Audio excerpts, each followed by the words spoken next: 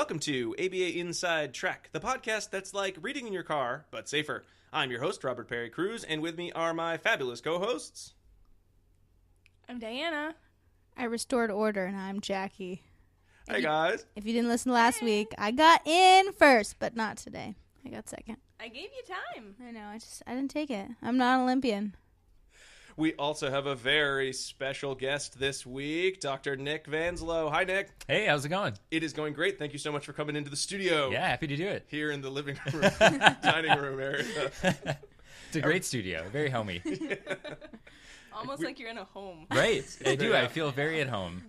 It's like one of those old 70s recording studios. Record an album in a barn or something. Right. Well, I just like the acoustics in here, guys. Right.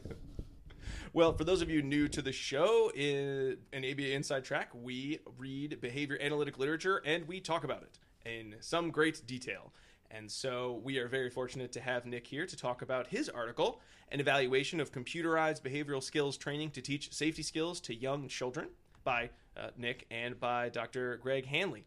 And Nick is also going to show us how to make a whole safety skills video in Adobe, right, Nick? You're going to Of course. Yeah, tonight we're going to do it. This is step by step. Well, since Nick's here, why don't we just get right into the article? No messing about today. We'll be all business. All right. I have a question for Nick before he starts. Sure. This is my favorite question out of all questions. What made you think about doing this article, like this type of research? Oh, man. It was a long time ago when we decided this. But Greg and I talked. Greg was my advisor in the PhD program, Greg Hanley. And we looked at some things that I was interested in at the time. And this is one that sort of stood out. I think he had some interest in this area as well as I did. It also allowed me to do some coding, which I always enjoy. So Did you like coding then, too? Yes. Have you always liked coding? Mainly because it helps me do useful things. So I like Never that. thought about it that way. Right? Yeah. Like, That's fair. Yeah. It's kind of like it's a fun like superpower in the modern age. You can make computers do what you want them to do, which they don't often always do. So Yeah. Well, Nick, I don't know if you know this, but I know HTML. nice. It's pretty special. That's a big one. I mean, it's every page you see on the internet uses HTML.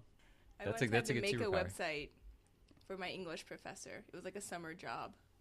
Oh, really? Yeah. Nice. Yeah, I don't know if it exists anymore because it was like 20 years ago. Okay. But Yeah. it was on the Great Vowel Shift. Nice. Yeah, it's pretty special. That's awesome. And I had to do it, actually, like type it. You type out the HTML. Yeah, it was so like that old. yeah. Wow. Yep. Yeah, I definitely made a website with a text editor and HTML back in the day before. Wow, guys. I think then Dreamweaver came out or something. Oh, And- Yeah. Dreamweaver. Yep. Around that time. Yeah. Go find those GeoCity websites that Right. we all Exactly. It's So- just cat pictures. That's Yeah. that's all. Yeah. So I bought my niece a how to code book Oh, cool. for Christmas. Would she be able to do stuff now like that or no? Yeah, definitely. There's a lot of good stuff out there. She's I in can't 5th grade. recall them now, but I think they definitely are trying to get kids more interested in coding. She got like and so There's there's a some game cool with turtles. tools. yeah. Turtle Yeah. She got 5 coding books for Christmas. Whoa. I was like, Wow. whoa, you're gonna Well, rock Girls Who your life. Code is like a big. Yeah. Yeah. Yep. Yeah. I think isn't that a book? Isn't that the one I bought? It's a movement, I feel. Yeah, it's, a Oh. movement. It's an organization. They meet in Boston. Oh, yeah? Yeah, I know some people who run it and or go to it. Well, cool. So there are a lot of important aspects of this article because it's talking about, well, we chose it and we want to talk to you because it uses technology in an interesting way, but it also touches on safety skills, which is a really important area both for young children and children with disabilities, and it looks at behavioral skills training. So when you said this was something that you were interested in for a while, which of those components was the relevant one? I think the combination of all of them. So behavioral skills training is interesting just because it's so widely used, but especially in the safety skills literature, it's so hard to take what we know is effective and expand it out to be like, nobody does BST in public schools. 'Cause No. you just can't. Like, Yeah. Right. the resources required to do that would be incredible. Let's take all year, Right. all day to learn about gun safety. Yeah, exactly. That would When be you graduate 5th grade, you will not touch guns. Exactly. Yeah. And you did that in this article. You extrapolated out how much time Yeah. it would take, Right. and it was a lot of time just to teach one skill. Right. Yeah, and that's just one skill, Yeah. like trying to figure out, like, can we make this more effective? Could we get what we know is effective safety skills teaching to be more efficient was sort of a reason behind sort of starting this line of research. And we know behavioral skills training works. We know a lot of other things don't work. So how do we make what works easier Yeah. to do? Yeah. That's a really cool idea. So some things that don't work in the literature were videos. Yep. Lectures. Yep. Lectures plus videos. Yep. Puppets. Puppets. Yep. Handouts. Possibly the inflatable mascot that we talked about last week. Saying ain't so, Jackie. I know, but it might We've be made fun true. of videos for like 2 or 3 episodes in a row at this point. I think we really have. So there's Well, that's lots. not to say that video modeling doesn't work. No, it does. But they're not. It's not video. Most of those are not video modeling though, right? They're more video lecture. Yeah. Yeah, Yeah, it's like, I'm a crazy character. I'm going to teach you not to die. Basically. Gotcha. Yeah. Yeah, that's no good. Those don't really work. I mean, they're fun to watch. Right. They're really fun. And we don't have to get rid of them either. Like a lot of people love the videos and find them very enjoyable to either make or watch. And that can be a part of BST, right? It can be a part of like the instructions or the modeling part. Yeah. But it shouldn't be the all. Yeah, we can't just do that. Yeah. No. Everybody missed it before the episode aired. Nick and I were singing the gun safety song from the NRA's Eddie Eagle. We won't sing it now, but is this something you guys experienced in your childhood? Because I don't think I know about Eddie the Eagle. I did. Eddie? Yeah, I definitely have Eddie Eagle growing up. Does he look like Sam the Eagle, like the Muppet? No, he's like a bald eagle, and he's got an outfit on it with a big E, and he's got very big wings, and he looks pretty cool and tough. Yeah. He's awesome. Eddie the Eagle definitely works out. He definitely works out. And if you watch the video now, they updated the video actually just recently. Oh, really? He's playing basketball. Oh, that's I haven't seen the new one. I saw that one. Yeah, that's the new one. Yeah. Oh, I've only seen the old one. He starts off in basketball. He's playing basketball with his friends, and they find a gun in a backpack underneath a bench. And they're like, "Whoa, a gun! What do we do?" And then they sing the song. We know that's not effective. Jackie? You should not touch it. You should stop, walk away, and tell an adult. So by describing the video to our listeners, everyone now has perfect gun safety, I'm guessing. Right? Yes. And that was the crux of your article too, Nick, right? Yes, Just exactly. Describe a video that somebody once saw. Easy. It's amazing how easy it is. Results work. Mm-hmm. So that's just one of the ways. That was one of the discussion points that Nick brings up in his introduction, is that the videos weren't very effective just alone. Yeah. It's too bad it's not that easy. I know, right? Wouldn't it be great if it could be that easy? And I guess before we go further, speaking of the intro, a lot of what we know about safety skills teaching is because of Ray Miltenberger and his team. So I definitely jumped off his research. So we just got to send up props to Ray Miltenberger and all the amazing work he's done Ray, in this area. Dr. Miltenberger, if you want to come on over to our house, you can. Yeah, he'd be a great one to interview more about safety skills. Yeah. Work on getting that. Yeah. Guest spot. So yeah, we definitely borrowed a lot from the previous work his research team did, and even in the introduction, a lot of it's his work. Yes. He's done and it's really important work. Yeah, he's done great important work. Almost he's done every a lot of area of safety. Yes, he's touched on. Exactly. Feel a little bit jealous of him. Yeah. Just saying. I gotta get there. You'll get there. Hero. Yeah, pick Hero a thing, status. and then just keep going, keep going with it. Right? That's how to do it. I guess, yeah. That seems fun though. All the fun, the twists and turns, all the different things you can do with just this one area of sort of how to do safety skills training or how to do effective training. True that. I'm gonna get that put on my mug. Pick a thing and just keep going. I'm gonna put it on my t-shirt. One thing we should know too is behavioral skills training didn't always produce effective results alone. Right? Yep. What does some of the research say about that? Yeah, so I guess just a quick recap. So behavioral skills training, it's instructions, modeling, role play, and then feedback. But it's usually in sort of a contrived setting, like in a classroom. You have the teacher there, and the teacher says, okay, so pretend you're home alone and you see a gun. Show me what you would do. Right. And then the kids would have to act out what they would do in that situation. And for some kids, that alone will produce some changes. But again, in Ray Miltenberger's line of research, I saw some cases where that wasn't enough. So when you actually put the kid in the situation, or sort of, I like call them like the candid camera situation, right? They don't know they're being watched. It's very similar to what they might encounter when this danger happens. Kids who only receive BST weren't getting away from the danger. And so that's when in situ training started. And in situ training is when you train in that candid camera situation. And that was sort of the next thing. I always wonder about this after I finish doing CPR. Yeah. Right? Like, I've learned it in this setting with this mannequin, but if I left this room, would I do any of these skills Right, if you here? actually encountered that sort of stressful I think situation. I would probably just freak out. Yeah. Chances are. What I'm gonna do is have someone fake The choke. second I walk out of the Yeah. gymnasium, there's going to be a person. You'd be like, hey, are you okay? Yeah. Tap them on the shoulder. That's Yeah. probably what Yeah. I need in order to really have these Absolutely. Yeah. skills No, it's true. work for me. And that's what's kind of going on here. It's the kids need to be in that actual situation and experience feedback. Yeah. It doesn't have to be scary. They don't have to be abducted or like get Right. hurt. But they Just- have done video. They have done video demonstrations of both gun safety and stranger abduction, Mm-hmm. where this guy, I can't remember what his name, something Joe, and he like takes this research and like walks up to kids at playgrounds after he talks to their parents and asks them, Oh, "Hey, yeah. I'm gonna go try to abduct your kid," or "Hey, I'm gonna leave a Mm-hmm. gun out and see what your kid does." And all the parents are like, "Oh no, he won't go with you, and Mm-hmm. he won't touch the gun." And he's like, "You like my puppy? Yeah. Her name is like Princess. She's got puppies at home. Do you want to come look at them?" And like almost all the kids are like, "Yeah!" Yeah. And they walk away holding his hand. Yeah. It's amazing, even after their training. Yeah. So that institute training is really important. Mhm. Yeah. No, and that was one thing with this study that like actually kind of terrified me was how easy it was to get kids to go with a stranger. Right. Because initially, Greg and I talked about like, using like lures or, if you watch like Oprah, they talk about like the puppy or the candy Yeah. or whatever. You and didn't have a lure. and we didn't have a lure at all. Let's All we play said over here. was let's go. And the Yeah. kids were like, sure. So That's it even didn't more even compelling, I think, Right. right? Because you have there's no like consequence embedded. hmm That's Yeah, so no, scary. nothing. Yeah. Yeah, there was no And I- lure at all. And in I know the we're going to study. talk in more detail about like the ins and outs of Right. the study, but I like that you also had a playground Yes, yeah, probe the program at setting. the Yeah. end, because I could see how maybe in a school it's like Yes. sort of a safe setting, but Definitely. someone walks up to you on the playground and says, "Come over here with me." To me, Right. that like alarm bells should be going off, Yeah. and it didn't always. No, Right. no, So- definitely not. And that was even after, all this training and Yeah. stuff. So Yeah.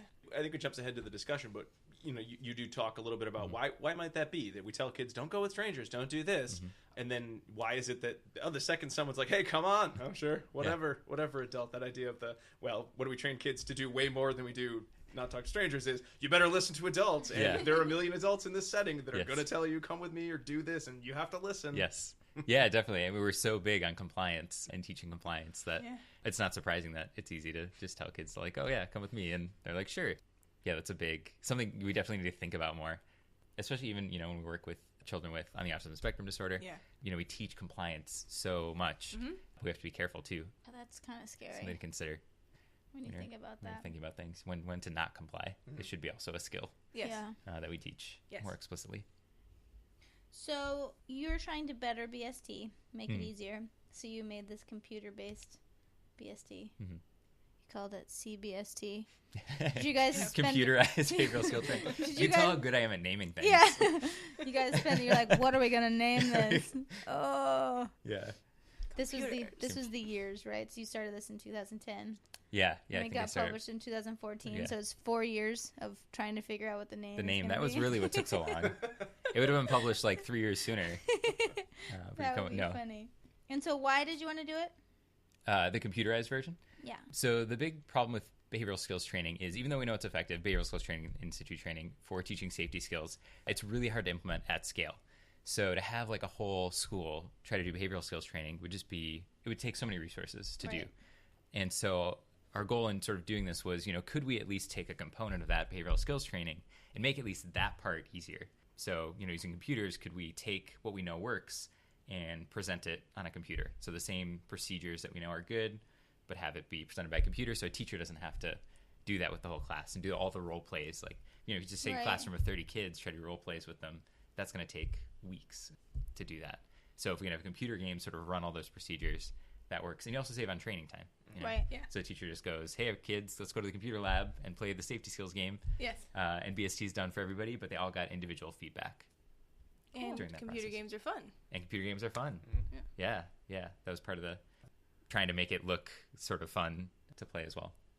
When you were developing the game itself, were there components you said this has to be here, or how will we capture that? Because I think in reading the different sections, some of it was pretty straightforward, like sort the dangerous, non-dangerous objects, but then some of it, like the cardboard cutout with the tokens, and got to go over and hand the cardboard cutout. Where did all that come from? What was the thought process? Yeah, so that's actually the part that was hard. So we knew doing behavioral skills training, we needed the role play and feedback component. There's many iterations before what happened in the published version. So we had been working on this for a long time, had done some pilot research using it, and the hardest thing to get kids to do was to do the role play, especially when a computer is telling you what to do. Because if you think about it, like you never interact with a computer and expect to physically behave. But we knew from behavioral skills training research that was really important, that they actually had to physically like do the skill. And so the reason we had all those things, the cardboard cutout, the tokens, and all that, was because that was the only way we could figure out how to get kids to actually get up and engage in the skill.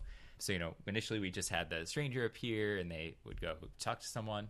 The stranger would appear on the computer? On the computer, okay, yeah. And they would have to go. And that was still there. Looking? Was it like, No, it was just, friendly-looking people. Okay. A lot of them were.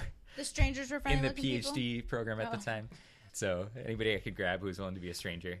It's a whole group of PhD candidates that children are now terrified You're really scared of, exactly. Like over-caffeinated, bedraggled, right? Exactly. Stacks of paper. Yep. That was it. Those are our strangers. Those are our strangers. So, so the stranger would appear on the screen, and then again, the reason we had to add the tokens was for some reason just that was the thing that worked. Like just knowing you have to like physically give something to the cardboard cutout got kids out of their seats. It makes sense. What did the cutout look like? It was me. It was a cardboard. I was hoping cutout that it was you. It was totally me. I still have it. Do you? I do.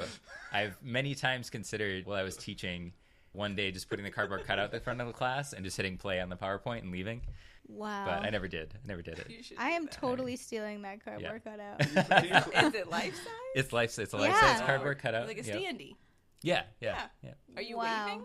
No, I think I just have my hands by my side. Okay, I think. Just curious. Can you please send us a picture of you and the cardboard cutout? I want to put that on the episode. That's the episode thumbnail. I think I do have a picture like that. I'm pretty sure when Greg wanted a picture for presentations, I think that's what I gave him, was a picture of me in the cardboard cutout. So I probably have one of those somewhere. That's amazing. That's really I like fabulous. that. Yeah. Okay, good. Yeah, I'll try and see if I can find it. You don't say that in your article. So throughout the entire article, I was wondering what the cardboard cutout looked like. Yeah. I was like, is it a character? No. Is it a rando? I either pictured you or like, do you know Mr. Bill? Do you know what Mr. Bill is? Oh, yeah. From SNL? Yeah, SNL, yeah. It's like a little Play-Doh man. Yeah. He's like a white face and like yeah. a little yellow hat on. Those are the only two options in my mind. Yes. Okay, great. Mr. Bill would have been a great idea. I think I should have done that instead, had I thought of it. I did not think it was you. Yeah. Like, that didn't even cross my mind, and I'm not sure why. I assumed it was you, Nick, just because the amount of footage you would have had to capture to do. Here's me doing this. Right. Here's some no undergrad or anyone was gonna be able to do that much. So I figured you probably just had to film yourself a ton and then look at yourself and edit yourself doing things. Yeah, it was definitely a lot of watching myself on video. Yeah, we actually had thought about working with like the theater department on campus, but knowing how quickly things were going to change or to like modify something, I wanted to just be able to like do it right then. And if it took you, 3 years, right, then you'd probably need like a freshman. Right. Yeah, exactly, to make sure they're still there. Yeah. Do you have high grades? Are you thinking about dropping out? Yeah. Yep. Oh, it's like those TV shows where they start with like the little kid. And like, oh man, season 2, we went through puberty. Right. Yeah. Doesn't look right anymore. Yeah. Exactly. That's awesome. New actor. Yep.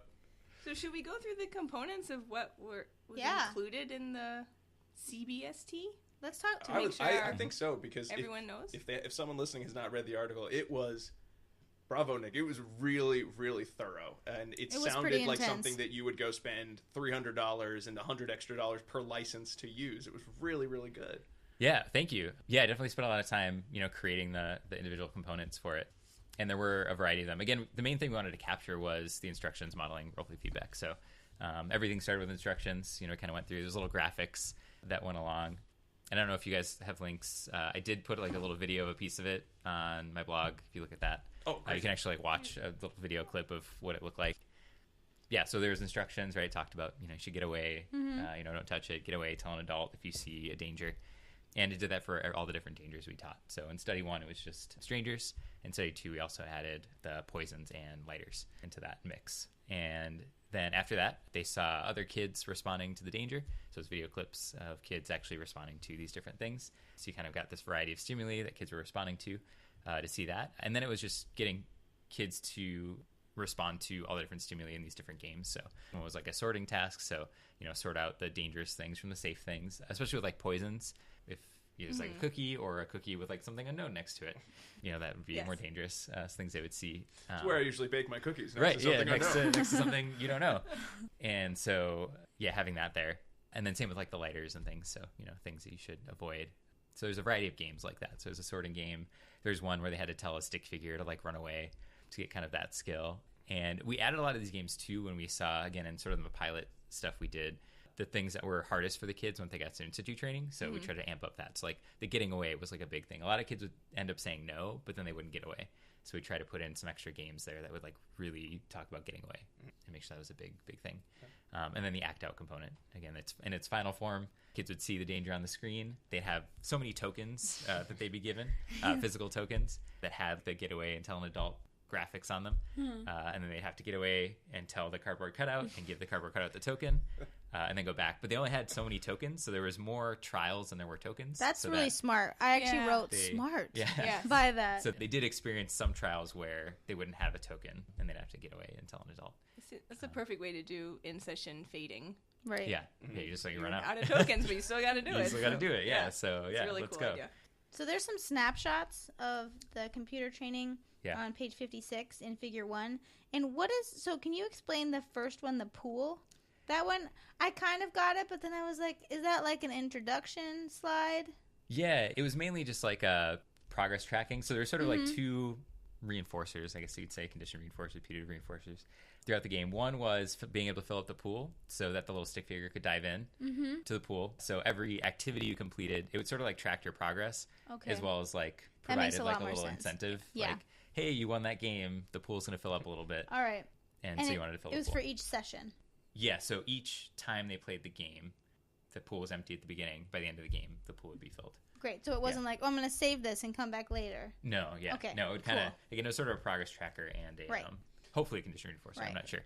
We didn't evaluate that separately. Yeah. Nick, when you were developing that component of it, was it based on just the knowledge of, when people play games, they want to get a score, they want to get feedback? Did you look at any of the research on online learning? I think that's been coming out the last couple of years. Well, again, this is back. This is back. So, I mean, we knew some of those things, and I definitely looked at a lot of, like even just Skinner's work on, teaching machines and stuff like that, and tried to replicate some of those things. And just being a behavior analyst, like, I know reinforcers are important. Like, let's try to get those in there.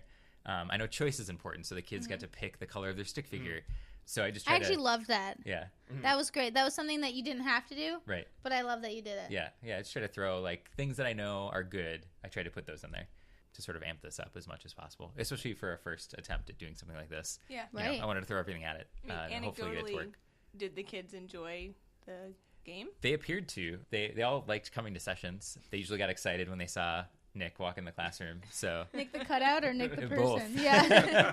You like peeking around the corner. Yeah, and again, before every session, we always ask kids, like, do you want to, come? And they could say no, and that didn't happen very often. They were usually really excited to get out. I think one kid said no because there was like some really fun activity going on, and I was like, yeah, totally say no right now. Yeah. This activity is way more fun. So yeah, kids seemed excited to go and play and stuff like that. So great. Yeah. So. Study 1, you just did abduction prevention. Yes. Yep. Just that single danger. Sort of direct or systematic replication with the computer game, but more close to the procedures of other research. So what did you take data on? So we took data on a variety of things. The big thing was in the in situ training, did they not go with the stranger to get away, tell an adult? And that was sort of our primary dependent variable, was those safety skills. We did take some data on their performance in the computer game and stuff like that, but that was sort of secondary. You didn't really care about that. Yeah, not as much. So unless we saw like some strong correlation between how they did on the game and how they did in the program. And there was some, but again, I think more important just seeing that, it worked, that we could still get them to get away from the stranger in situ training. Cool. Did you have any like outlier data? Did all of the kids like, You know, like sometimes you're like, oh, this is what I'm saying that I'm going to collect data, and then like some kid does something like wildly outlandish. Did you have like kids like that? No, I can't recall anything So probably really crazy. not. Yeah, no, I don't think there was anything. And we definitely had some kids who had a harder time learning it than other kids. But yeah, I don't think none of the kids did anything really unexpected. They were all great. They're all really cute kids. You know, pretty funny just because they were kids. But Yeah. Kids are funny. kids are funny. But no, yeah, nothing really unexpected. So you had 11 participants Mm-hmm. in the first study.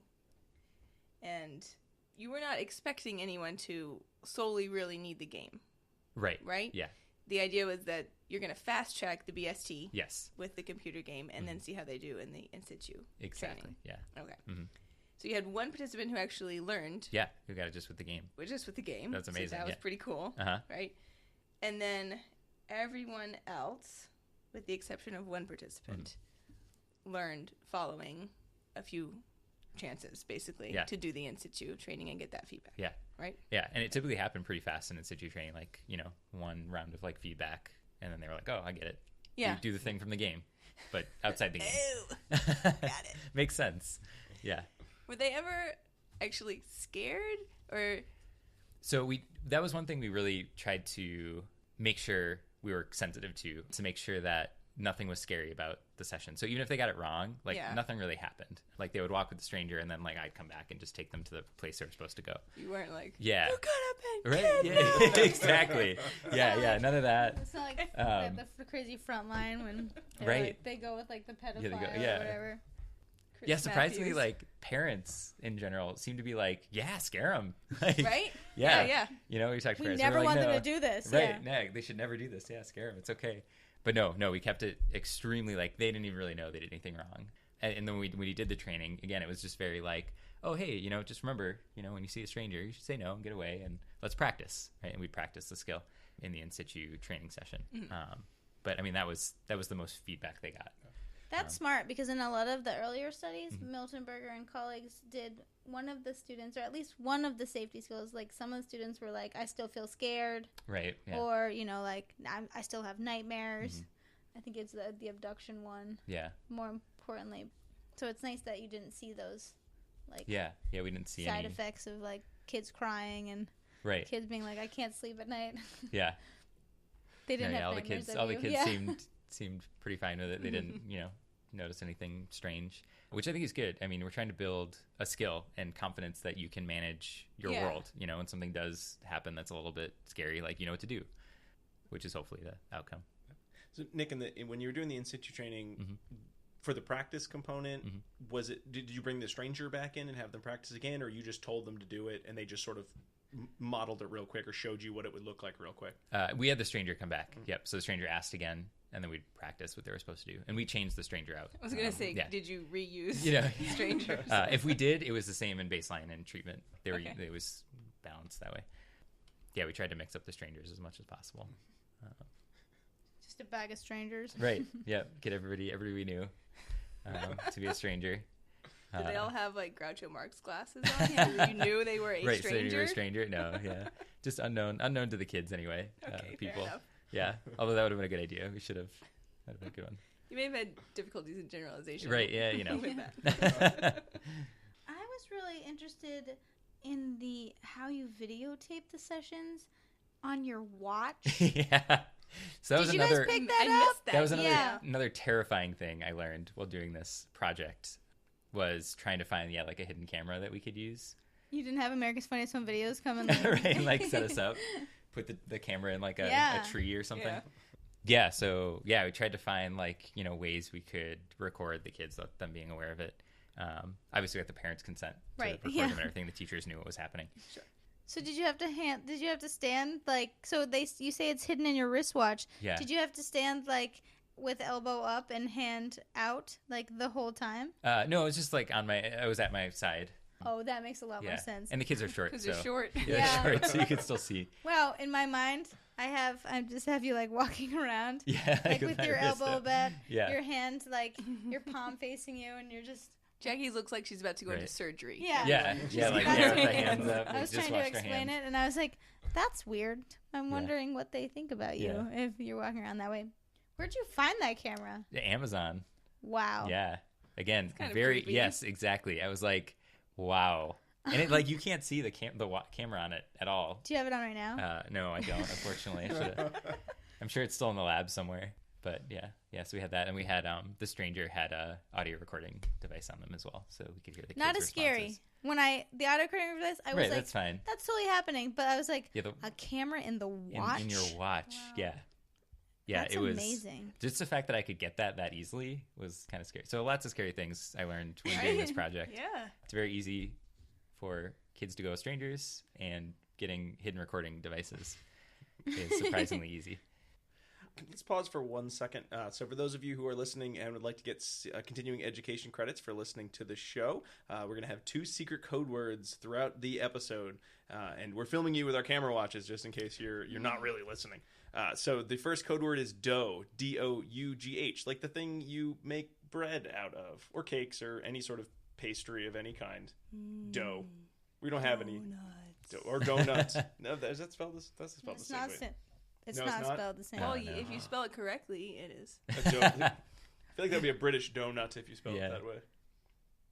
Anywho, dough. First keyword. And that's enough of that. Let's back to the article. Man, if I would have known the keyword ahead of time, totally would have brought food. Yeah. None. We never know. I know. It's a surprise. It's a surprise. It's out of my head. So why Like do you... Athena. Oh, you are. Oh, there you go. Mm-hmm. Why do you think Shannon did so poorly? I'm not sure. Again, we didn't have any extra data outside, Right. things we recorded. If I had to guess, I would just say that she was just missing some of the prerequisite skills that the other kids had. And again, we don't know exactly what those prerequisites are, but she definitely struggled in the classroom as well with other tasks. And so I think it just took a couple extra learning trials to pick up some of those other skills. I think the more research we do on this, the more we'll learn what those prerequisites are. Right. Especially if we work with kids who don't have those prerequisites. It'll help us identify what those are. What was the age range for these kids? They were all around 5 and 6. I Okay. believe 6 was the So higher pretty end. young. Yeah, pretty young. Yeah. Yeah. And one thing we were hoping to do as like a follow-up was with slightly older kids to see how it would go, if they would. Because they might learn from the computer They might learn from the game. computer game. Again, just 'cause they have more history of Right. learning skills on different places and requiring them to occur in other locations. So. Right. Stop. Don't walk away. You already learned. I know, I got it. You I got got it. it. You know exactly what to do. Thanks to Eddie the Eagle. Yeah. I like how you set the graphs up. I think it's actually... I love graphing. Oh, yeah, man. it's pretty awesome. So you have sessions along the x-axis, but then they have the safety skills along the y-axis in the order that they need to happen, which I love. How'd you logistically? How did you make those graphs? Yeah. Because I have to use Google Sheets a lot more now, so everything's in the cloud. And God, I can't make that thing. Google Sheets is tough. Anything Yeah, with the Google access. Sheets is real tough. I definitely could have made this in Google Sheets. Maybe Excel. So we used, what was it, Sigmaplot? Oh, okay. Was the software that we had, which is still tough to use, but better than Excel. Definitely better than Google Sheets, for sure.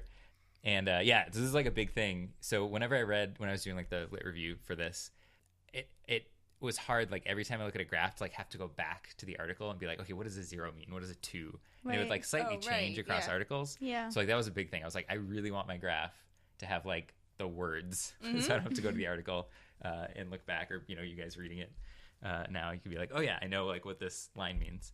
So yeah, it was Sigmaplot. I think they're just text boxes, just replacing the numbers. So we just hide the 0. So in the background, it's 0, 1, 2, 3, 4. Okay. That's amazing.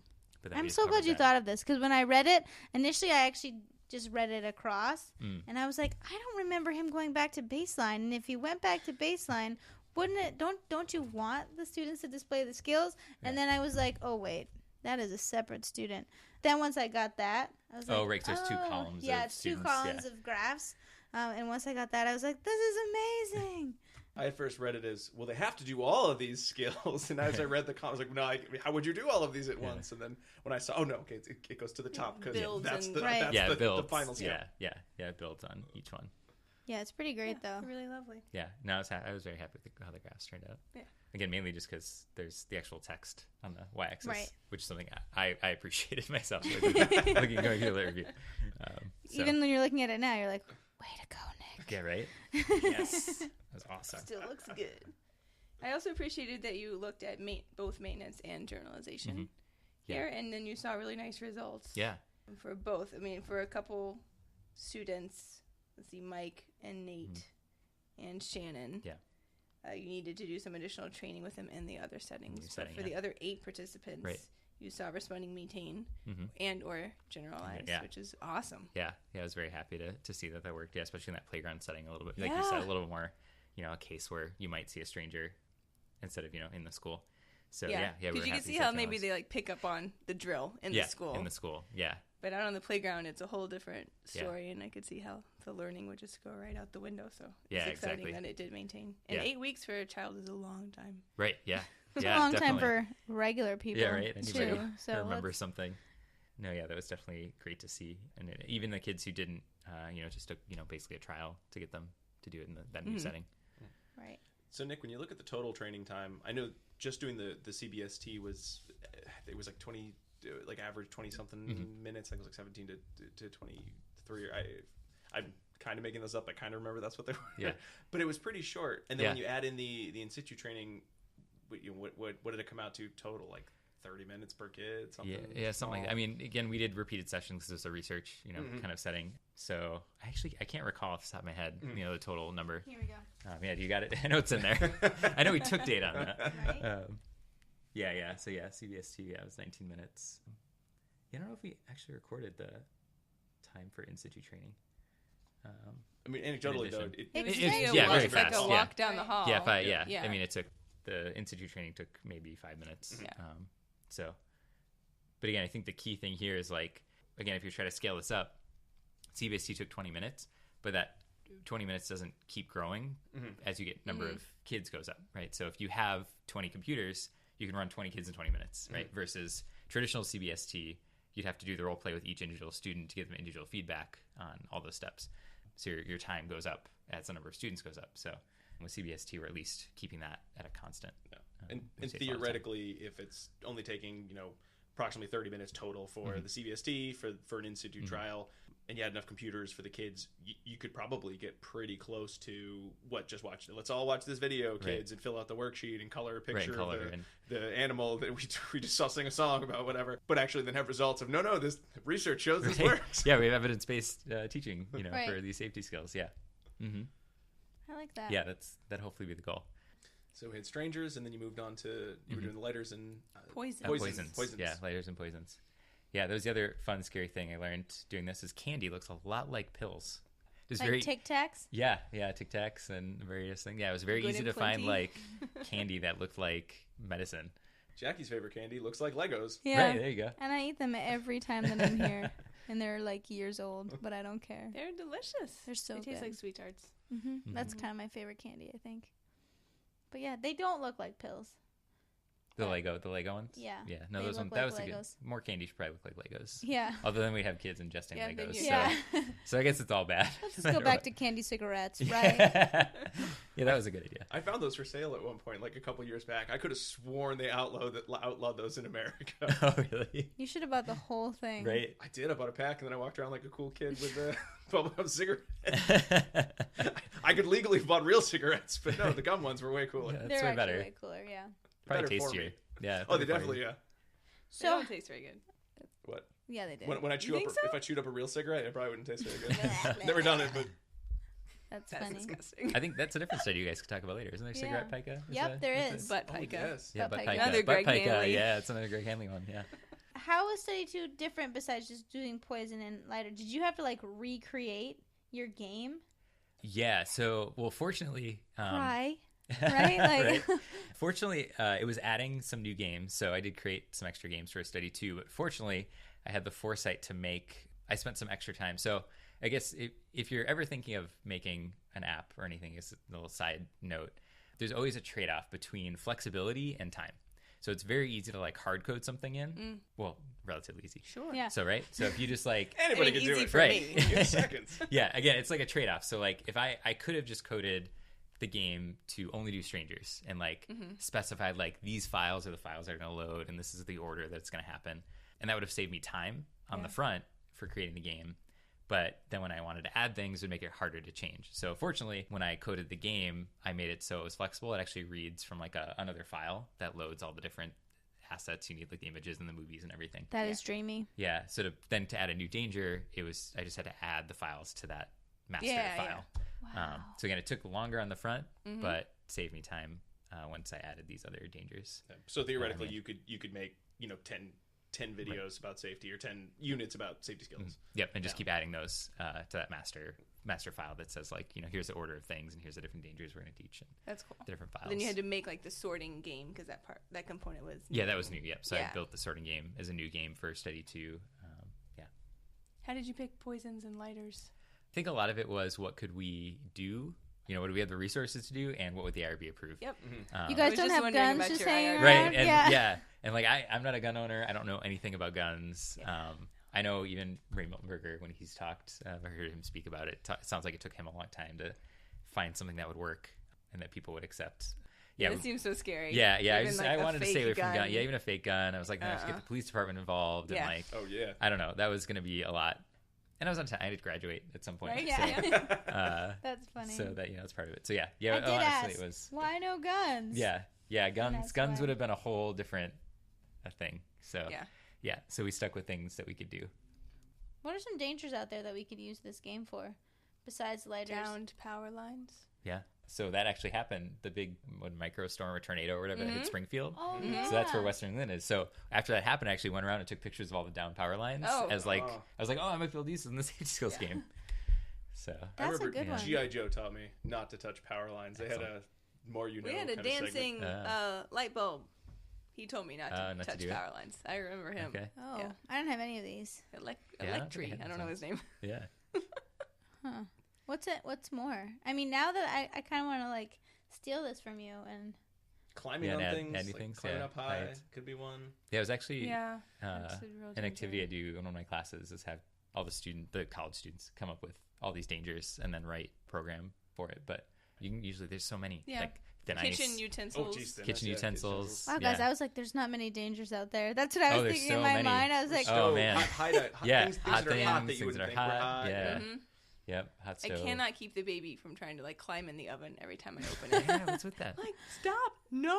Like screaming at it. You got to read Hansel and Gretel. That would work, I think. He just keeps coming. I didn't think about that either. He really wants to like stand up on the door. On the door, yeah. It's like a good height. It's like the perfect height. Yeah. Yep. Things falling on your head. Yeah. Like grabbing high books or climbing on bookshelves to get things that are hot. Mm-hmm. Huh. I think with electricity, I mean, even like sometimes I'll plug something in and I'll turn on the thing, the laptop before I plug it in, and then you see the little blue spark, and you're like, "Oh crap! Jeez, I shouldn't have done that." But if you're a kid, you might do something even worse with it. So that might be one. Huh. Yeah. And I think, and if those are just balls of they just get danger. Into everything. Yeah. Turns out I need a lot more training on danger, basically, because I'm like, there's no danger out there. It's fine. Nick covered all of them. We just get guns in there and we're good. We're safe nation. Four dangers. Yeah. That's it. Four, yeah. Huh. Well, now I guess you'd have safety skills online too. That was my next comment is internet safety. Yeah. I think if I ever have the opportunity to revisit this, right. I'd want to do internet safety. That's very, very needed. We're relatively savvy adults, and but we were never raised to know anything about internet safety because there was no internet. There wasn't a thing. Yeah. So every year it just feels like there's a whole level of parenting skills that there's no model for. No one's done it before. You're just making it up as you go, and it's really scary to think about. Yeah. There'll be articles. It's like all the apps that you should know about as a parent that your kids know about that allow them to like hide other apps on their phones. You can't see them. Yeah, there's all kinds of sneaky stuff. Yeah. No, internet safety is, I think, a big thing, especially as more of our lives move on to the digital world. So someone should do that, like, pretty soon, because now I'm scared. Internet safety? You should be fine with the internet, I don't know. I'm it's scared. the more I learn about internet and security kind of things, like the user is often the weakest point in a system. Ooh. And I actually just did a project for something else, and we had to use JavaScript to modify things on a page. So JavaScript is like the thing that runs the websites. Thank you for clarifying that for me. Yeah. Because I was like, on the front. Yeah, I've seen it. It's got the little mug, Yeah. but I don't know what it does. Oh, so the mug is Java. That's a different thing. See? JavaScript, totally, even though you think they'd be related, They're totally not related at all. But yeah, JavaScript runs, so basically allows you to do all, like Google Sheets, for example. Like the reason that works is because of JavaScript. But anyway, the things you can modify with JavaScript, so like a new like security attack that they'll do is say like, oh, hey, copy this into your browser. and the JavaScript will actually modify like all the things on a page. Like you can make huge changes to a website just by modifying JavaScript. So Scary. yeah, again, so even things like that. And amazing. Right. Yeah, I was amazed and also like, whoa, I didn't realize I could change that much. Because this is a page, we were modifying a page that already existed on the internet. Like it wasn't our page that we owned. It's scary. So things to think about. Don't ever copy JavaScript into your browser. Probably won't. But what happens is like somebody will call and be like, oh, there's a problem with your account or whatever. Yeah. And then they'll like walk you through the steps to like solve it. And they might have you do it. So again, if that's a red flag. Okay. Honestly, anytime anybody calls you telling you there's a problem with your account, red flag. The more you know, guys. Yeah, there you go. It's a little PSA. Yeah. Thanks. Rainbows. Yep. Yeah. Dee-dee-dee. But the real take-home point, bringing us back to the article, is that you only had to teach one. Yeah. Right? Yep. You only had to teach lighters.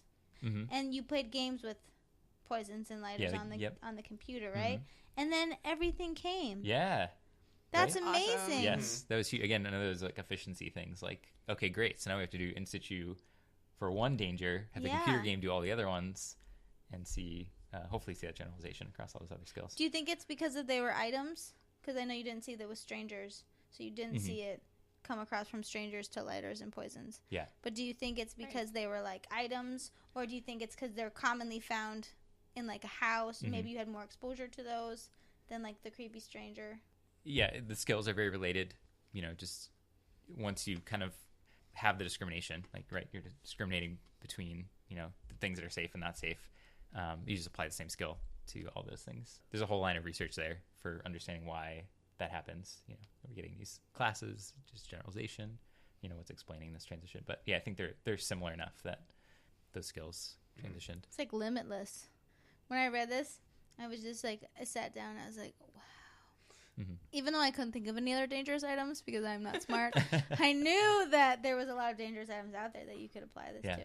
Yeah. Well, I guess you would hope that in terms of the generalization piece, the guns would hopefully fall into a similar category Hopefully. as the lighters and the poisons, because they're things kids don't see a lot, and they're easy to teach in the training session, but you really don't want to be doing lots and lots of practice with guns lying around. So, Oh, I moved us to study 3. Sorry. Well, no, that was study 2 you talked about. But yeah, study 3 is when we did it with the strangers as well. Yeah, I moved us. Yeah. Well, that was good. That was the big difference. Oh, yeah. I catapulted us into study 3. Yeah. That is the big difference, right? So strangers are different. Right. Yeah. And there's different histories. Yeah, around. and I think that's it. There's a big different history. And we might see it with guns, too, just because there's a different history with guns versus, lighters. Right. Lighters are maybe less cool, I don't know, to kids. I don't know. There's Zippo lighters. Those things are pretty I guess cool. we didn't. Flick. Yeah, we didn't have the fancy lighters. Just Bic. Yeah, just Bic. Yeah, Bic lighters. You take them apart? Yeah, Oh, it's a little good. part to, we took out the flint and fluid as well. So yeah, there was no way to start a fire with those lighters. Do you have to write all that down when you're getting permission? Like, we're going to take all this stuff right, out. Yeah, going through like the IRB. Yep, make sure it's clear. Because kids can eat that. Kids can drink that liquid. Yeah. Well, the other thing, too, is we also interrupted it before they actually got a chance to play with it. So that was honestly like the fact that they didn't work was sort of like a backup.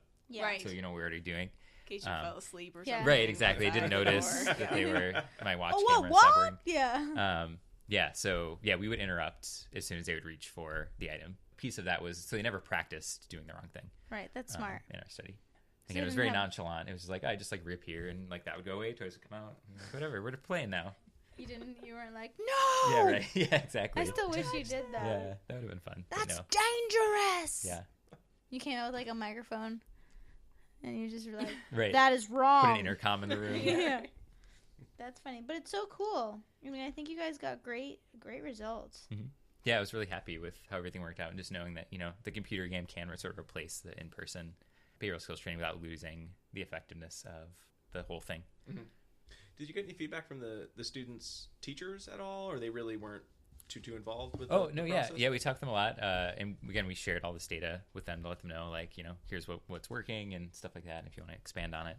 And they seemed really excited about it. They seemed to enjoy having us there doing the research. So yeah, they seemed excited about what was happening and seeing, their students are effectively, getting away from these various dangers. So did you take social validity? I Yeah, can't we definitely imagine that talked. you didn't. We talked to like the teachers and stuff, and they were on board with We everything. didn't do like a arts Yeah, fair. honestly, I can't remember off the top of my head if we did that. It's okay. It was a while ago. It was a while. It was a while ago. Applied the same way too, because the teachers would have seen the results, but they wouldn't necessarily have seen the in situ trials, right? Because they would have been in class. Yeah, at the they were same in class. time, Yeah, Right. yeah. it So I probably guess would've that been makes hard sense. Mm-hmm. And you couldn't ask parents like, have strangers come at your children and have they walked away with them. Like, Right. I guess that wouldn't really make much sense. Yeah. Yeah. We definitely didn't ask the parents, but we definitely talked to the teachers about it, and they were on board with everything. So. Mm-hmm. Where's that program now? Like, what do you do with it? You spent 1 million hours Right. programming, and it works. But is it just sitting somewhere, like alone in a dark room, like Yeah. Next to the standee. right? Right. Yeah. Exactly. Next to the stand-up version of me. So yeah, I think I just have it on a computer somewhere. The That's problem with so technology sad. though is that technology changes so Yeah. fast, Yeah. and it doesn't even. I don't think it even runs anymore. Oh wow. Yeah. I used Adobe Flash, and Flash is sort of out now. Got to use HTML5. Right, HTML5 is like the big thing, and canvases and stuff like that. And the other thing too, so I even used something even more obscure than just Adobe Flash. I used actually something called Air, which was Sounds so emo, right, doesn't it? yeah, Like Adobe I Air. used Air, yeah, I used Air, and that was sort of like Adobe's attempt at the time to be able to create like software programs you could install that would work across like Mac Windows and whatever. Oh, okay.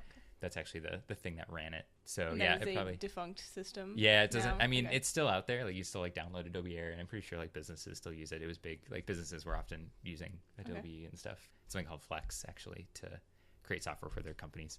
But yeah, so I'd have to make some pretty big updates to it to get it to probably run again on the newer versions sad. of those systems. It's like you made like Yeah. a human robot, and then we're like, I'm gonna shut you down forever. Yeah, you're That's done. kind of what I feel like. You're done. Yeah. The little That is computer sad. game Right. is like sitting in It's the just corner by the sitting. cutout, Right. being like, we used to be relevant. Yeah. Yeah. And I mean, the other thing too is I built it to collect data for this project. And so it wasn't, again, sort of save time, to add a system on top of this to where it could actually like give it to people, Mhm. Right. would have taken a long time. So it definitely wasn't built And to money, probably. yeah. Right. Yeah. If I were getting paid for it, it would be money. Yeah. That's why I built it. Right. Yeah.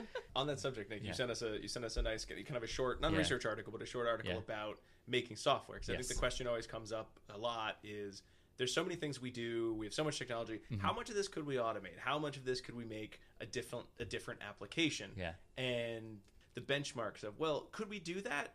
And then make it even just like the crappiest. It does one thing, and it kind of just is really basic. How much was it? It was thousands and thousands. $10,000. $10,000 is like the base for like making a website or an app, and that's like to not do anything. That's insane. We're talking like building a custom app. Yeah, it's $10,000 minimum. So Oh, no one man. should feel bad when they're like, I wish I could make a thing. Right. Don't feel bad. Yeah, don't feel bad. You don't yeah. have the money for it. Yeah, You can't do exactly. it. You probably, unless you really want to put resources into it. And I think also too, like, I know sometimes we like, like, oh, we got to pay for this or whatever. And just knowing like how much it actually costs to make, that's why things cost what they cost. Yeah. Oh, Yeah. man. That's crazy. Mm-hmm. That's why you have to have in-app purchases. Yes. Yep. For- Those in-app purchases and ads and everything. Mm. Those make money that, help us. But I take great These pride that I have gotten pretty far in Candy Crush, and I have never done purchased an in-app a purchase. thing. Yeah. No, I refuse. You know the business model for those, right? They don't expect most people to pay any money. Yeah. They expect a couple people to pay thousands and Yeah. thousands Aw. and thousands of dollars. They call they're whales. They have terms for it and everything. Whale? You're a whale. So if you spend a lot of money on an app, you're a whale. And they count Because you're a on big bloated thing just sitting there no, playing because you Candy just Crush? spend a ton of money, like a ton of money, like a Yeah. whale. I don't Like get a cash cow, but in the Yeah. ocean. There yeah. it is. Yeah, Yes. sure. Yes. There should be a manatee as a sea cow. I feel like it should be a bird. Isn't it all about the cloud? Like, I feel like the metaphor should be like you're a large bird, not a whale. They're about condor. computer, not literary illusions. They can't- Exactly. Yeah, I know. I've just tried to do simple things like, oh, Yeah. well, I want to do, not to the extent that you're doing, Mm-hmm. you were doing the CBST, but could I do some of these, could I do some of the trainings I would do on video? Could I have clips? Could I have people do some of the activities? Mm-hmm. And in that, this is just the lamest. I got, a webcam and Mm-hmm. PowerPoint, and even that it's free, but Yeah. I just hours and hours. And you're like, this Yeah. is going to work for exactly this. Yep. and that's it. I could maybe put it online. People would just watch something, but it's not interactive. Yeah. To make it interactive, I'd need more software. I'd have to learn how to use the software. No one wants to pay me to learn to do that. Right. I don't really want to spend the money to learn to do that. Yeah. It's very Yeah, hard. so So I didn't know it was going to be $10,000 hard, but Yeah, definitely. Yeah, that's both. I mean, there are more and more services that are allowing people to do more things. I mean, if you just think about like YouTube and Vimeo or stuff like that, Right. services we didn't have, a while ago, just like upload a video to a website. So things are getting easier. But yeah, if you want to do something custom, again, 10,000 is and it really is not going to do anything for 10,000. Right. It's going to like do maybe one thing kind of for $10,000. So, if let's say you decided to quit all your jobs. Mm-hmm. And decide to mass market this game. Mm-hmm. Like, you're like, I'm going to sell this game to the federal government. Mm-hmm. How much money how much money do you think it would cost you, like, hour-wise, time-wise, you know what I mean, like, product-wise, to make it? And then how much do you think you would charge? I know that's a weird question, but what's your business model? Exactly. You haven't created. Exactly. Well, I think I probably right? would make no money on it because I'm a terrible business person, Yeah, and I just give away things for free. You have to hustle to get the government to pay for it. You'd have to No, lobbyists. they want it. They want it. They've asked. They called him up. They have his personal phone number. Saw the article. They saw the article. Yeah. We want this in public schools. Right. Yeah. The president Exactly. was flipping through Java. I didn't notice this. Yeah. I mean, obviously, you don't know, like, you're not like, well, by my calculations, it's going to be, but how much money do you think it would, in order to do it right, right? So you could put unlimited, making the code flexible, right? Putting unlimited dangers, being able to upgrade when you needed to. Like, how much do you think that would cost? Yeah, to recreate that game, and like, if we're also considering, like, upgrading, so, like, I made all the graphics and everything, I recorded, it's... Yeah. It looks okay, but it's not, so amazing. You wouldn't give that to the federal government. So, like, you have to upgrade. Yeah, you have to upgrade. I have to probably hire like a graphic designer right. and stuff like that to make the front end. It was assuming like I could do all the coding for it on the back. My brother's a graphic designer. Oh, perfect. There you go. We got Hooked it. you up. Yeah. So yeah, I would definitely take a few years and probably a minimum of $500,000. Isn't that amazing? That's like so much money, Damn. and you did that all for free. Yeah. And that's just to create a product that you could go around and try to get people to now buy from you. Right. Exactly. That That's not assuming. Now you got to keep upgrading it. You have to make sure it works on everything. Yeah. You got to make your iOS app and your Android app from the PC or Mac app. Yeah. And that's going to be even more. That sounds terrifying. Yeah. It seems like it should be so easy to do these things with our I technologies now. No, it's just as hard as Just any do other. it, guys. No, it really is. Yeah. I mean, even just to pay, a developer. I mean, and something like this would probably take a team of developers, really. Like, from, I'm, in this hypothetical scenario, I'm assuming I'm doing all the work. Mm-hmm. You still have to get paid, though. I mean, because you have no other job. Right. Yeah. I'm assuming like I'm paying myself, and like it's going to take a few years, and I'm paying a graphic designer. Right. There's also even things like like hosting and stuff like that you have to consider. Oh yeah. So some other costs involved in just running it. So more than $500,000, folks. So if you have any money that you would like to invest in Nick Vaneslow, look for his blog. Yeah. I mean, that's why there's venture capital is like a big thing in the tech world right now. Right. You have to build up. You have to You get should the go money on to Shark do this. Tank Oh, there we go. and do this. See if they'll pay me to make a I think safety the skills question game. though is how much money would you get out of it? Right. Like, is as much as this is a needed skill, Right. is anyone going to want to sink the money in? Because they probably already sunk the money into. Well, I bought all those Eddie the Eagle videos. Right. I don't have any more That's true. budget for the. Because it's not like. Because you'd want to say like, hey, Nick made this product, check it out. I mean, even as it was in the article, look, there's research behind it. It's research based. It's a small group, but you could do it with bigger study. We could do more studies with this. And you'd have that on the box. It's research based too. The only thing that will actually teach your kid not to go with strangers and pick up and play with lighters. I would buy it. See, you think you would buy it, but at the same time, I don't know. I want to buy Head Sprout. A lot of the science, I think there's a lot of research to show that just because someone says, "Oh, there's science behind this," doesn't actually sell anything, which is weird because that's the thing I look for. I want it to say real science. Here's the article. Yeah. But so that would be the issue. You need a marketing budget too. Yep. I don't know. Yeah, that'd be a whole another thing. Yep. You need an accountant. Probably need a lawyer because you gotta gotta protect your IP. You can't. Yeah. I mean, even just getting like patents and all that stuff too. So that's a whole nother. Mm-hmm. Again, the 500,000 is like the bare bones, like getting this off the ground, maybe. Good to know. It's good to know because you can't just think you're gonna do this. Mm-hmm. Right. Just go out Right. do Yeah. something. So if you thought you're going to read this article and steal Nick's program and make your millions, probably not going to happen. I mean, feel free, because the chances that I'll Like, have a chance feel to do free, it, you yeah. go for it. If somebody else wants to build this out, that's great. Good for them. Yeah. Making an app is definitely a big endeavor. Probably bigger than a lot of people realize. Well, I think because you think about technology. Yeah. Everyone could do technology. Everyone's on YouTube. Everyone's got a podcast. Everyone, but that's just like free small stuff. It's not really not the same thing as a service. It's just the same as radio or anything else ever was. It's just a means of delivery is easier. Yeah. But the real hard stuff is still really hard, and there's more people trying to get the money, which means it's more money, and you need to be ahead of the curve, and it's just not easy. Yeah. Yep. Yeah. Again, especially if you want to be ahead of the curve and put some new interesting feature in there. That's a whole other step. Did you ever do anything with CEU Helper? Nick made an app called CEU Helper. Yeah. It's pretty amazing. Yeah, CEU Helper is app. still going. Actually, a lot of conferences even across the country now are using it. Are you getting money? Places. I don't make any money on it still. But again, it's more to help out the smaller regional conferences and stuff like that. Look at that. Nice. So giving, altruistic. yeah, Nick. right. And I'm a terrible business person. Yeah. It is really helpful. It's so helpful. app. Yeah. Oh, good. I'm glad you guys find it useful. Okay. I think Yeah. I think it's been helpful for the conferences that are using it so far. So The QR code check-in is really, really nice, except for the part where you're like, I'm trying to get the QR code and not take a picture of all these people's backs. the lines. Yeah, trying to sneak in there. Yeah, hopefully they'll there'll be some social rules to start to develop around the QR codes or something. It's pretty funny. But What I love is I volunteer at one of those regional conferences, and before I used to get yelled at quite frequently on the last day for the long lines and the grumpy people, and I would have to be nice and sweet. And it was hard, and then I was tired in the end of the day, and I usually ended up going home crying because I was just so sad that everyone yelled at me all day long. You felt that the first year, the first right? year I did. Yeah, I volunteered in. I remember that. It was Yeah. horrible. And you're Yeah, like, it's that's crazy. enough of this. Yeah. Yeah. But I'm going to get Fixing this $500,000 and I'm problem. going to solve this problem. But it really helped solve the problem. There was so much less anger, Yeah. which is what You we should need. feel I mean, I really good definitely about that. get yelled at a little You bit should. when things don't go perfectly, because it's hard, and it's your CEUs. I get it, but Still, it's though. definitely I'm definitely improving it a people lot. should be appreciative of Every you making this.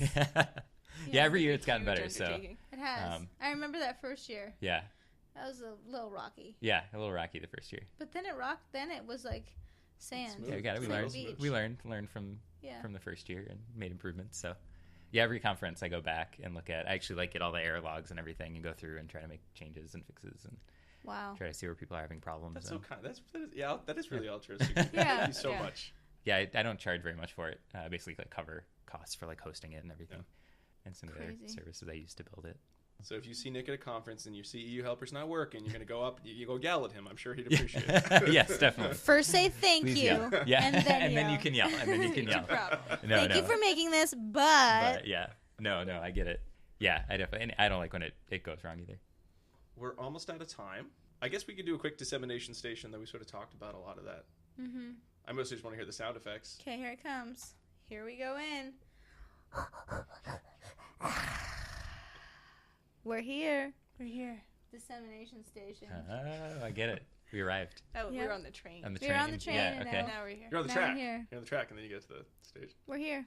Before we do any actual dissemination, if you are listening for continuing education credits, our second code word is what you will need, and it's fern, F-E-R-N, like the plant. It's got the little plant pieces on the sides. You could keep it in your office or so. It's supposed to be good for you, I guess.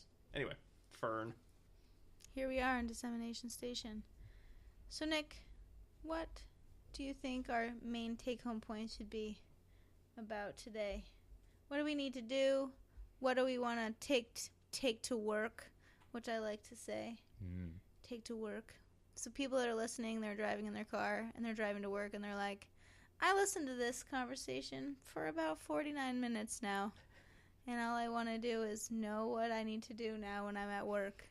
How does it apply to me? Yeah, because it's all about me, really, the Mhm. listener. You painted a real word picture. Yeah. Right there, Jack. Right. What would you say to them? I guess the first big thing would be, just teaching safety skills. I know many people are working with, children and adults with developmental and intellectual disabilities, and just hopefully learning a little bit more about what it takes to teach a safety skill effectively. So we're going to need behavioral skills training, probably going to need in situ training as part of that program. And there's a lot of dangers out there. So really work on teaching kids to manage those situations as much as they can. Yeah. So I guess that's a big one. I guess the second big thing is technologies can be incredibly useful to what we do as behavior analysts, but we also need to be careful about it as well. So making sure we're still doing evidence-based practice, even though this game included components that were part of behavioral skills training that have an evidence base, we still need to evaluate those things. Is it actually going to work? And I think especially if you're going to buy software that teaches a skill, what we saw in this study is those skills don't transfer automatically. Like things a kid does on a computer might not transfer to outside of the computer. So just being aware of that and knowing that if you're gonna do that, that's awesome. I know things like you mentioned Head Sprout, awesome program, love it. The skill is so close. Yeah. Right. Reading on a screen, reading on a page are fairly close. But something like this where a kid actually has to behave outside of the computer, just being aware that there could be issues with generalization there. So you can't just buy a computer package and hope for the best. And there's so many kids apps on the iPhone that when you look at them as a behavior analyst, you say, well, I don't know if they're matching because they're both the red 5 and they're matching the red or the 5. You can't tell. So there's a lot of things that we know about discrimination training that aren't built into those types of learning apps. Definitely. You have to be wary of. Yeah. I still see a lot of apps that do when you make the error, it makes the coolest sound. And when you get it right, it's like cha-ching. When it's wrong, it's like wah wah, explosions. Yeah. Like, which one do you think the kid with autism is going to push? That's awesome. Yep. No, yeah, totally. Yeah, so just being aware of those things and really thinking critically about if you're going to adopt new software, really evaluate it carefully. And also know that a lot of work probably went into it. Yeah. So if you have to pay some money for it, it's probably worth it. I'm thinking about that too because I'm always like, I'll just make that in my life. I'm like, I'll just design this program. I'll make this video model or I'll try to make something embedded on my PowerPoint with different slides and hyperlinks. Yeah. And it usually doesn't go very well. So it's good to know what you're capable of and how much time you have to spend on that resource if you're going to go the technology route. Yeah. And if you do want to code, I like to think of it as probably the most frustrating thing I do, but also the most fun thing I do. It's definitely a cool skill to have if you want to learn programming. There's tons of resources out there to do it, but it's going to take you a lot of time. Right. And there's a balance there, I would think, as far as the time you're putting in versus the outcome that you're getting. And what you've done here is really cool in this study. But I wouldn't want people to be dissuaded by saying, I don't know how to code, so I can't make an awesome computer program, so I can't do behavioral skills training to teach safety skills. Because you can still do behavioral skills training to teach safety skills. It may just not be as efficient for a large group as something cool like this. Right. But the most important part is that you're teaching safety skills. Yeah, you're teaching safety skills. Yes, exactly. You don't need fancy technology to teach safety skills. No. And I often joke because the other project I worked on in my PhD, one of the other big projects was getting kids to be more active. And we totally just used a piece of white cardboard with their names on it and Post-it notes. That's funny. So we went from really high tech to real low tech. But that's what it called. That's what's useful. Yeah. So again, we don't always have to use technology. The old stuff still works. It can be just as fun. Very good. Awesome. Well, Nick, thanks so much for taking the time out to come join us on the show. It was a lot thanks of fun. for having me. Yeah. So thank you, Jackie, and thank you, Dinah, as well. Thanks, Rob. As always. You didn't make any fun apps for us, though, so Nick wins because he made a cool game. Nick always wins, let's be honest. Everyone will be back next week with a preview episode where we'll tell you what we'll be discussing on the next full-length episode. You can find us online everywhere on social media except for Instagram, which we don't understand because we're old people, I guess. I understand it, but Rob doesn't, so it's okay. Oh, okay. Sorry. We're everywhere as ABA Inside Track, Twitter, Facebook, all that jazz. You can email us at abainsidetrack@gmail.com or go to the website ABA Inside Track, where we'll hopefully have some links to your blog, Nick, so people can actually see some of this in action if they want to. They totally should. It's the pictures don't do it justice, it sounds like. So everyone, thank you so much for being here. Everyone, thank you so much for listening. We'll be back next week with that preview episode. But until then, keep responding. Bye.